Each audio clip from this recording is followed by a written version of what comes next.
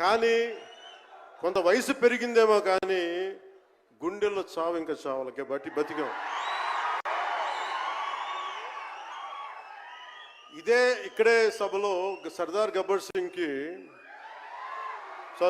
సింగ్ సినిమాకి మహబూబ్ నగర్ నుంచి వచ్చిన ఒక యువకుడి గురించి చెప్పాను, మన అభిమానులు ఒకటి గురించి చెప్పాను. అన్న నువ్వేమి ఇవ్వదు, ఒక హిట్ ఇవ్వన్నా చాలని.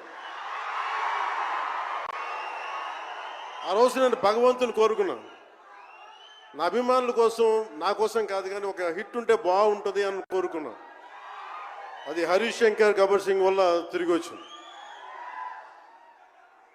కానీ ఈ సినిమా చాలా డిఫికల్ట్ టైమ్స్లో చేశాను. ఇది సినిమాల మీద టెక్నీషియన్గా నేను ఉండి ఒక నిమిషం సినిమాలు కష్టంగా ఉండి ఒక సినిమా చేయడం ఎంత కష్టమో, సినిమా చేయడం చాలా చాలా కష్టం.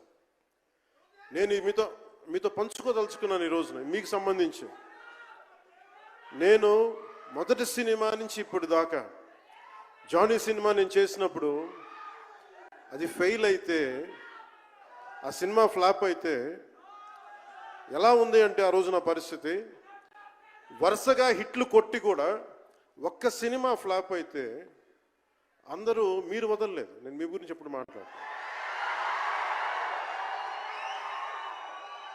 అంటే ధనం మూలం మిదం జగత్ అంటాం.